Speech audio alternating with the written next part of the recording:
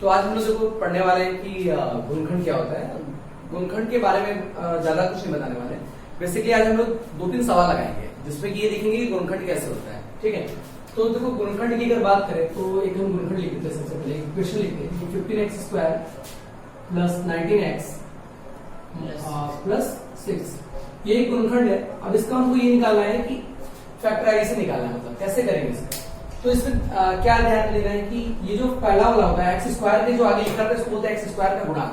तो x² का जो गुणांक होता है इसका मल्टीप्लाई इसमें करते हैं। ठीक है, 6 में। तो ये कितना हो गया 15 इंटू 6। अगर हम बोले तो मल्टीप्लाई नहीं करते, मल्टीप्लाई करने का ढोंग करते हैं। तो जिसमें क्या हो जाता है कि 15 इंटू क्या है 6 है। तो यहाँ पे जो 15 है और 6 है इसको और ज्यादा उल्टा छोटे फैक्टर में इसको डिवाइड कर देते हैं। जैसे क्या हो जाता है कि 15 को हम करेंगे तो क्या हो जाएगा 3 इंटू 5 और 6 को करेंगे तो 2 इंटू 3। ठीक है, तो ये इसमें मल्टीप्लाई की है या आप ये मल्टीप्लाई करने का ढोंग की है, क्योंकि मल्टीप्लाई करके इसका सच में प्रोडक्ट को लिख नहीं रहे हैं। तो इसमें हम लोग क्या कर रहे हैं, इसको लिखने के बाद इसको और ज्यादा छोटे भागों में उसको और फैक्टर बना दिया। उसके बाद मेरा जो ये बीच वाला नंबर है 19, इसको क्या करना है, हमको नंबर बनाना है 19। और याद रखिए जब यहाँ प्लस में हो और यहाँ भी प्लस में हो तो दो जो बीच में नंबर बनने वाले हैं वो आपस में जुड़ेंगे। तो जैसे यहाँ पे क्या है कि दो नंबर बनाते हैं। चलिए अगर हम 5 का 2 में करते तो कितना हो जाता है 10 हो जाता है, और 3 का 3 में करते तो कितना हो जाता है 9 हो जाता है। तो 5 का 2 में अगर हम करते हैं तो क्या हो जाता है 10, और 3 का 3 में करते हैं तो हो जाता है 9। तो दो नंबर हमारे पास बन गए। और अगर हम 10 प्लस 9 करते हैं तो कितना हो जाता है 19 हो जाता है, जो कि हमको चाहिए। तो यहाँ पे हम देखिए लिखते हैं 10x और क्या लिखते हैं 9x। 10 और 9 मिला और उसके बाद हमको x चाहिए था, तो हम x वाले जो बीच में x लिखा हुआ है इसलिए यहाँ x लिख दिया। अगर y था तो y लिखते हैं। ठीक है, उसके बाद ये मेरी 15x² ऐसे लिख देंगे 15x²। इसके आगे प्लस लगा देंगे, इधर भी क्या लगेगा प्लस, और ये 6 एडिटिव ऐसे। ये मेरा पहला चरण हो गया जिसमें कि इसकी मल्टीप्लाई की और मल्टीप्लाई करने के बाद उसको और छोटे फैक्टर में बनाने के बाद उससे दो नंबर बनाया और उस दो नंबर से ये बीच वाली संख्या को तोड़ दिया। अब एक दूसरा चरण आता है जिसमें लोग ये करते हैं कि इसे कॉमन लेना पड़ता है। तो अब ये देखते हैं कि 15x² और 10x में क्या कॉमन है। तो 15x² में क्या कॉमन है 5x कॉमन है। तो 15x में से क्या निकाल लेते हैं 5x निकाल लेते हैं, तो बचता क्या है 3 और 8x, क्योंकि 15x के पास x² के पास 2x था तो 1x बाहर निकल गया। उसके बाद देखेंगे 10x, तो 10x में से क्या बचेगा आपका, जब 5 निकाल दिए तो 2 बचेगा और 1x था जो कि बाहर निकल गया है।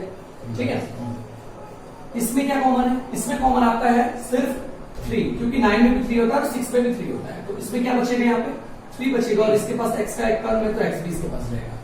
6 के पास कोई x का टर्म नहीं है, 3 निकाल देंगे तो इसके पास क्या बचा +2। तो देखिए यहाँ पे लिखा है 3x + 2, यहाँ पे भी लिखा है 3x + 2।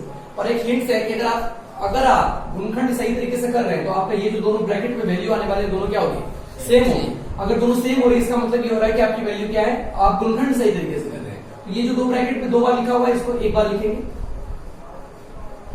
हो गया। मतलब 3x + 2 3x + 2 2 बार लिखा था, इसको एक बार लिखिए। उसके बाद जो दूसरे ब्रैकेट में जो होने वाला है जो बचा हुआ बाकी उसको दूसरे ब्रैकेट में डाल दें। जैसे क्या लिखा है 5x और +3, ये मेरा क्या हो गया गुणनखंड हो गया। यानी 15x² + 19x + 6 का जो गुणनखंड है वो होगा एक ब्रैकेट में 3x + 2 और दूसरे ब्रैकेट में 5x + 3। ठीक है, एक और हम लोग गुणनखंड करते हैं जिसमें यही नंबर लेते हैं बट जो बीच में जो साइन रहेगा वो माइनस हो जाएगा, जो कि है हमारा ये 15x² - 19x + 6। तो इसका भी हम लोग सेम करेंगे, इसका भी क्या करेंगे गुणनखंड करने का, अरे गुणा करने का क्या करेंगे ढोंग करते हैं, जो कि होगा 15 × 6 और इससे और ज्यादा छोटे गुणनखंड में छोड़ देते हैं, जो कि 15 का हो जाएगा 3 × 5 और 6 का हो जाएगा 2 × 3। उसके बाद इससे नंबर बनाएंगे तो सेम ही नंबर बनने वाला है, जो कि हमारा क्या बनेगा 10 बनेगा। इससे क्या बनेगा 9।